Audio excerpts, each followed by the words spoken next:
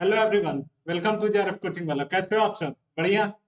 आज दोस्तों चलते हैं क्लास में। हम लोग क्लास में पढ़ने वाले हैं लॉन्ग रन प्रोडक्शन फंक्शन, जो यूनिट 5 है इकोनॉमिक्स का। Unit 5 means chapter 5, unit number 3 जो बिजनेस इकोनॉमिक्स है, एनटीए यूजीसी नेट सिलेबस का, उसका यूनिट 3 का चैप्टर नंबर 5 में हम लोग आ गए हैं। हम लोग थ्योरी ऑफ प्रोडक्शन पढ़ रहे थे, जिसमें हम लोग शॉर्ट रन प्रोडक्शन फंक्शन पढ़ चुके थे। अब लॉन्ग रन प्रोडक्शन फंक्शन, जिसको रिटर्न टू स्केल भी बोलते हैं, वो हम लोग पढ़ने वाले हैं। शॉर्ट रन में हम लोग क्या पढ़े थे कि हम लोग का जो कैपिटल, मतलब एक चीज वैरी करेगा जो सिर्फ लेबर है, बाकी फिक्स रहेगा। कैपिटल फिक्स रहेगा, ठीक है। लैंड और कैपिटल में हम लोग देखते हैं तो लेबर, लैंड और कैपिटल बोल रहे हैं, लेबर और कैपिटल में लेबर वेरिएबल फैक्टर हो जाएगा, लैंड हमारा फिक्स फैक्टर हो जाएगा। मतलब फिक्स्ड फैक्टर हम लोग वैरी नहीं करा सकते हैं शॉर्ट रन में। और वेरिएबल फैक्टर को वैरी करा सकते हैं, जैसे लेबर बढ़ा सकते हैं फर्म में अगर प्रोडक्शन हाई करना है तो। लॉन्ग रन में हम लोग के लिए सब कुछ वेरिएबल हो जाता है। अगर आपको 5 साल का टेन्योर दिया गया कि प्रोडक्शन आप अपना डबल कीजिए, तो आप अपना मशीनरी डबल कर लोगे, आप अपना जो बिजनेस एरिया है उसको बढ़ा लोगे। लॉन्ग रन में सब कुछ वेरी कर सकते हो, सब कुछ चेंज कर सकते हो। तो लॉन्ग रन प्रोडक्शन फंक्शन को हम लोग रिटर्न टू स्केल बोलते हैं, है ना। चलो दोस्तों, चलते हैं क्लास में। ये आ गए क्लास में। देखिए, शॉर्ट रन हम लोग पढ़ लिए थे, शॉर्ट रन प्रोडक्शन फंक्शन। अब आ जाते हैं लॉन्ग रन प्रोडक्शन फंक्शन, ठीक है। लॉन्ग रन आ गए। शॉर्ट रन में हमने क्या देखा था, एक बार रिकॉल करा देता हूं आप लोग को।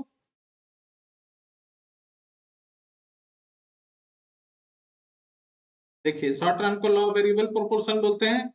शॉर्ट रन में हम लोग बोले कि it refers to input and output relationship when the output is increase by varying the quantity of one input. सिर्फ एक इनपुट के क्वांटिटी को वेरी करने से आउटपुट में जो चेंजेस आएगा, वो लॉ ऑफ वेरिएबल प्रोपोर्शन में हम लोग देखेंगे। Law operate in short run when all factor of production can not be increase और डिक्रीज। सारे फैक्टर ऑफ प्रोडक्शन को इंक्रीज और डिक्रीज हम लोग नहीं कर सकते हैं लॉ वेरिएबल प्रोपोर्शन में, क्योंकि ये शॉर्ट रन प्रोडक्शन फंक्शन है।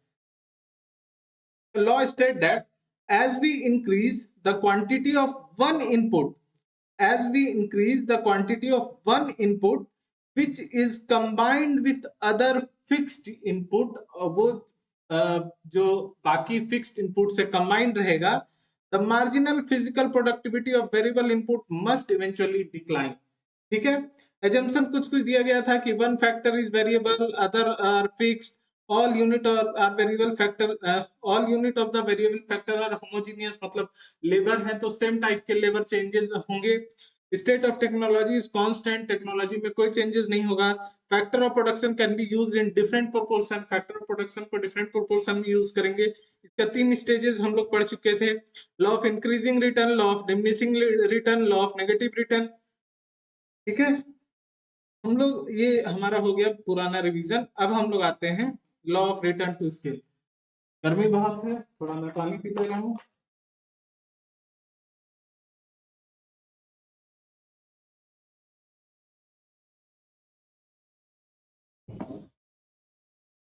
हाँ, आ गया law of return to scale में। इसको हम लोग एक और क्या नाम से बोलते हैं सर? लेक्चर के स्टार्टिंग में ही आपने बताया, इसको हम लोग लॉन्ग रन प्रोडक्शन फंक्शन बोलते हैं, जो कि फर्स्ट लाइन में मेंशन कर दिया है मैंने, ठीक है। All factor are variable at the same proportion. सारे फैक्टर को वेरिएबल यहाँ बना सकते हैं सेम प्रोपोर्शन में। देखो, अगर शॉर्ट टर्म में तुम्हें लाइफ में कुछ बदलना है,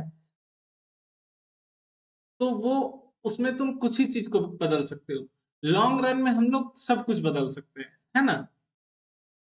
it refers to input output relationship when the output is increased by varying the quantity of all input। वहां बोला गया था varying the quantity of one input, यहाँ सारे इनपुट को बदल के आउटपुट बदलने की कोशिश करेंगे, ठीक है।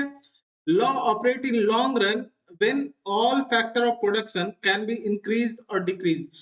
लॉन्ग रन में, लॉन्ग रन में ऑपरेट हो रहा है, तो यहाँ प्रोडक्शन के सारे फैक्टर को बढ़ाया या घटाया जा सकता है। Yes sir.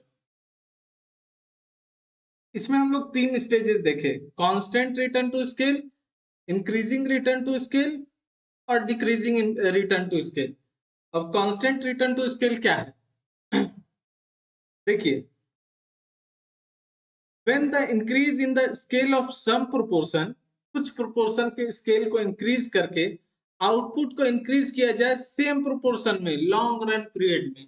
मतलब क्या बोला कि इनपुट को अगर हम 100% बढ़ाएं, पहले 100, हम एक तरह से इनपुट को रुपीज में मान लेते हैं, 100 रुपए पहले हमारा इनपुट जा रहा था, हमारा आउटपुट भी 100 आ जा रहा था। तो लॉन्ग रन में हम क्या बोल रहे हैं कि इनपुट हम 100 को 200 कर दिए, मेरा आउटपुट भी 100 से 200 हो गया, तो ये कांस्टेंट रिटर्न दिया। ठीक है, इनपुट 100% से इंक्रीज किए तो आउटपुट भी 100% से इंक्रीज हो गया, ये हुआ कांस्टेंट रिटर्न टू स्केल। ठीक है, इंक्रीजिंग रिटर्न टू स्केल क्या था? when the increase in the scale of in some proportion output increase in greater proportion, कुछ में जो हम बदलाव किए इनपुट में, तो आउटपुट में ज्यादा बदलाव आया, मतलब इनपुट में हम 100% बढ़ाएं तो आउटपुट मेरे 120% बढ़ गया। देख रहे हो, तो ये हो गया increasing return to scale. Decreasing return to scale क्या होता है?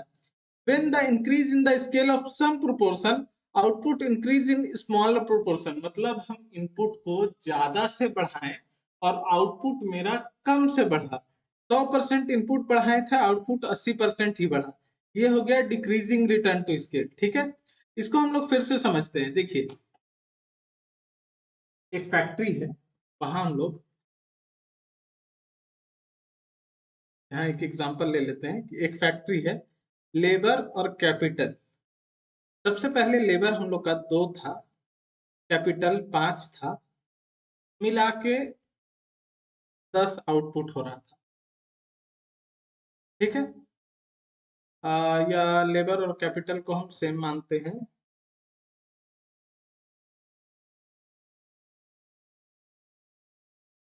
ठीक है, एक ऐसा मान के चले कि लेबर 2 था, कैपिटल, एक इमेजिनरी सिचुएशन ले रहे हैं कि 2 लेबर 2 कैपिटल मिला के, मतलब मशीन 2 है, लेबर 2 है, यहाँ मशीन लिख देते हैं ताकि आपको समझने में इजी हो।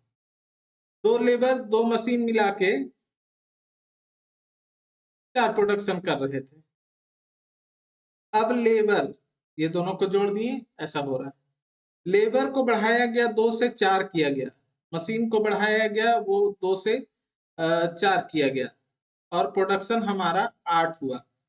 तो ये क्या हो गया? ये कांस्टेंट रिटर्न हो गया। ठीक है, आप लोग को दिख नहीं रहा होगा, ठीक है, अब दिखेगा। ये कांस्टेंट रिटर्न हो गया। अगर मेरा लेबर 2 से बढ़ाया गया था, कैपिटल 2 से 4 किया गया, कैपिटल 2 से 4 किया गया, और हमारा रिटर्न 10 हो गया, पहले 4 हो रहा था, डबल करने से 8 होना चाहिए था, बट 10 हो गया। तो इसका क्या मतलब है कि हमारा इंक्रीजिंग रिटर्न हुआ। अगर ये 4 से 8 होने के बजाय 6 हो जाता तो हम क्या बोलते? डिमिनिशिंग रिटर्न हुआ। मतलब जितना का हम लेबर और कैपिटल में चेंजेस किए, प्रोपोर्शनेटली उतना ही आउटपुट में चेंजेस नहीं हुआ। अगर कम चेंजेस हुआ तो क्या होगा, फटाफट बताइए। कम चेंजेस हुआ तो डिक्रीजिंग रिटर्न टू स्केल, क्योंकि हम क्या इमेजिन किए कि मेरा 4 लेबर मिलके 10 प्रोडक्ट बना रहा था, 8 लेबर अप्लाई कर दिए, लेबर कैपिटल मिला के 8 अप्लाई हो गया है, तो हमको 20 प्रोडक्शन होना चाहिए, लेकिन क्या हुआ, 8 करने के बाद 18 प्रोडक्शन हुआ, तो ये हमारा हो गया डिक्रीजिंग रिटर्न टू स्केल। अगर 4 से 8 किए और हमारा 20 के जगह 22 प्रोडक्शन हो गया, 10 से 22 हो गया, तो इंक्रीजिंग रिटर्न टू स्केल। और 4 से 8 किया, 10 से के जगह 20 प्रोडक्शन हुआ, मतलब सेम लेवल ऑफ इंक्रीमेंट हुआ, 100% बढ़ाए थे, 100% बढ़ा, तो कांस्टेंट रिटर्न टू स्केल हुआ। ठीक है, हाँ। अब कॉट डगलस इसमें कुछ बोले हैं, इससे एक क्वेश्चन तो आता है। मैं जब एग्जाम अपियर कर रहा था तो दोनों एग्जाम दो मैं अपियर किया, दोनों में क्वालिफाइड हूँ, नेट जेआरएफ दोनों में क्वालिफाइड हूँ, तो उसमें मुझे दोनों में एक क्वेश्चन मिले थे, इसलिए मैं इसको यहाँ मेंशन किया हूँ स्पेशली। ये देता है, आप खुद ही समझो, ए प्लस बी मिला के एक से ज्यादा आया, अगर एक आ जाता, one, a plus b equal to 1, तो इसे खुद ही समझ आ जा रहा है कांस्टेंट रिटर्न। कॉट डगलस यही बताएं, वो एक्सप्लेन किए हैं रिटर्न टू स्केल को। ए और बी लेबर और कैपिटल मान के चलो, तो लेबर और कैपिटल एक से ज्यादा इंक्रीमेंट हो जा रहा है, समझ रहे हो? मतलब ए प्लस बी ग्रेटर देन 1 है, 1 से बड़ा है, तो इंक्रीजिंग रिटर्न आ रहा है। a प्लस बी 1 के बराबर है तो डिक्रीजिंग रिटर्न आ रहा है, और a प्लस बी 1 से कम है। ओके, यहाँ 2 बार कांस्टेंट हो गया है, यहाँ पे कांस्टेंट होगा, यहाँ ऐसे होगा decreasing return. The output increases less than the proportional, हाँ तो decreasing return, decreasing return to scale. The output increase less the proportionate increase in labor and capital. Output कम, तो आउटपुट मेरा कम आया, एक से कम आ गया आउटपुट, देख रहे हो, तो ये हो गया डिक्रीजिंग, ये हो गया इंक्रीजिंग, और ये इक्वल टू है तो ये हो गया हमारा कांस्टेंट रिटर्न। ठीक है, ये आप समझ गए। शॉर्ट रन में हमारा क्या वेरी करता है, सिर्फ एक फैक्टर, मतलब शॉर्ट रन में सिर्फ एक फैक्टर को हम वेरी करा सकते हैं, बाकी सारे फैक्टर फिक्स होते हैं। ठीक है, लॉन्ग रन में सारे फैक्टर वेरिएबल हो जाते हैं, हमेशा याद रखना। ये दो कॉन्सेप्ट पता रहेगा कि लॉन्ग रन और शॉर्ट रन में क्या चेंजेस है। शॉर्ट रन में हमारा सारा फैक्टर चेंज नहीं कर सकते हैं, वेरी नहीं कर सकते हैं, सिर्फ एक फैक्टर को वेरी करेंगे, बाकी सब फिक्स रहेगा। लॉन्ग रन में सारे फैक्टर वेरिएबल होंगे। ठीक है, और इसमें होता है increasing return to scale, diminishing return to scale, constant return to scale. Increasing, decreasing और कांस्टेंट, और लॉ ऑफ वेरिएबल प्रोपोर्शन में हमारा होता है, देखो लॉ ऑफ वेरिएबल प्रोपोर्शन में हम लोग पढ़ते हैं law of increasing return, law of diminishing return, law of constant return, diminishing return और लॉ ऑफ नेगेटिव रिटर्न। ठीक है, ओके, ये हमारा आज का चैप्टर क्लियर हो गया है। देखो आप लोग का एग्जाम 1 महीने में होने वाला है, मैं आप लोग के लिए क्वेश्चंस लेके आ रहा हूँ प्रीवियस ईयर का, जो सबसे ज्यादा आप लोग को प्रॉब्लम करता है और इजिली मार्क्स स्कोरिंग है। मैथ है, डीआई है, मैथ रीजनिंग जो आता है, डीआई है, ये सब के मैं क्वेश्चन के आगे सीरीज लाने वाला हूँ प्रीवियस ईयर क्वेश्चन के। फटाफट आप लोग वीडियो को देखिए, वीडियो को प्यार दीजिए, है ना, शेयर कीजिए अपने फ्रेंड्स के साथ। जितना ज्यादा आप लोग हमारे वीडियो को देखते हैं, लाइक करते हैं, उतना हमें मोटिवेशन मिलता है आपके लिए और वीडियोस और अच्छे कंटेंट्स लाने के, इजी वे में समझाने का। तो आप लोग प्लीज सपोर्ट कीजिए, है ना। मिलते हैं नेक्स्ट वीडियो में, तब तक के लिए जय हिंद दोस्तों।